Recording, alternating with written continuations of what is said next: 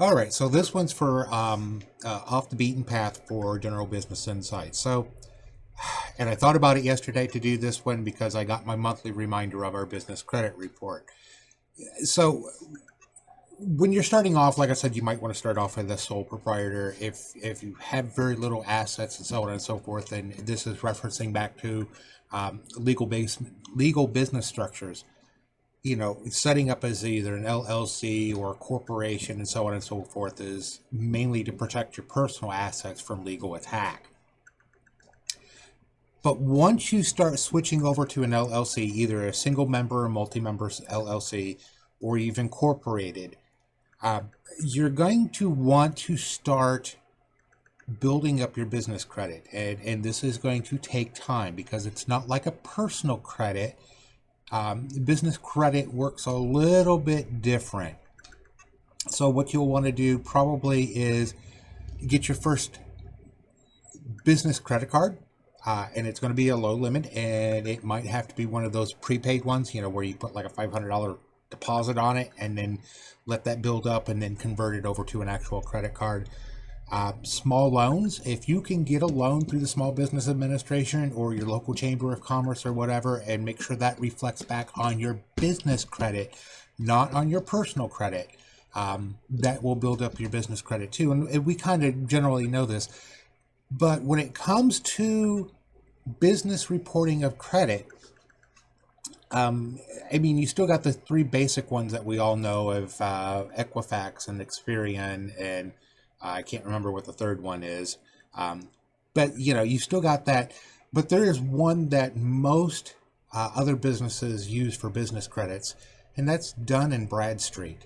That is the one you'll want to get listed on shortly after getting things going. You want to get on that database, and they do a whole lot of other things. It's not just a credit report per se, but they do delinquency evaluations and supplier evaluations and so on and so forth. So they give you 5 different scores every month, and it's usually increasing or decreasing or no change, and then they give you a final score. Now, business credit scores, from what I have seen in doing this for my own business, there is not a number like you're used to for a FICO number that ranges from like 350 to 800 or whatever it is for your personal score.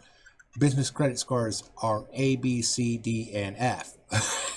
Yes, it's a grade card.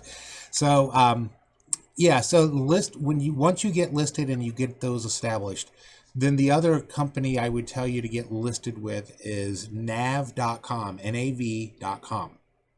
And this is a business credit monitoring service. And then you could put your personal credit in there too, and they'll monitor your personal credit too. But they will give you a report every month about what your credit standing is for your business. And it's kind of important because I just looked at our statement for this month again, because they'll give you a monthly reminder of when your credit score changes. And for Dun & Brooks, Dun & Backstreet, which is the primary business credit reporting agency, we have an A.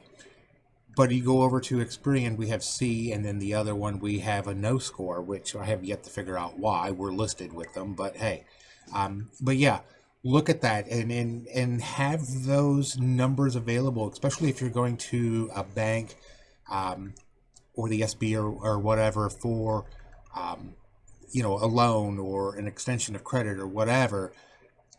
You'll want to have the business credit separate from your personal. Now, it's not going to be uncommon, especially for LLCs or sole proprietors, that they'll want your personal credit too.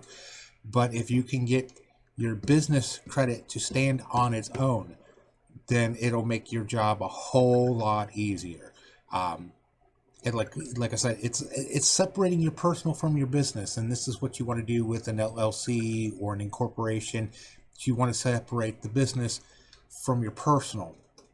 And again, this goes to later on if you sell your business, or whatever.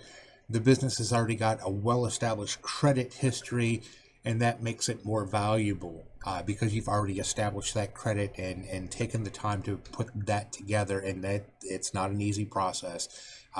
With personal credit, it's just a matter of getting a credit card and paying your bills on time and da. Business credit takes longer and it's harder to do. But once you get that built up, it becomes I don't want to call it an asset, but it is an asset later on when you need that money, or if you're selling your business, then you can tell that potential investor or purchaser, hey, look, this business has an A plus or an A credit rating with the credit bureaus, and that just helps you sell it more. So just things to remember, lining up your business credit, as a part of going through the business process, absolutely important. Especially, like I said, if you're setting up your LLC or setting up your incorporation, and the reason why you do the LLC and the incorporation is to separate your personal from your business, to protect your personal assets. Setting up business credit, just as important. It just takes longer and so on and so forth. I understand that, but it is absolutely important to do that so that your business stands on its own. And it's going to be absolutely critical for you later on. It might not seem like it right now. I can't tell you how many contractors I know that go over to Lowe's or Home Depot, and they have wonderful lines of credit with those companies, but it's all in their personal name and not in their business name. Yeah. No, do it in the business name. Create and establish your business credit.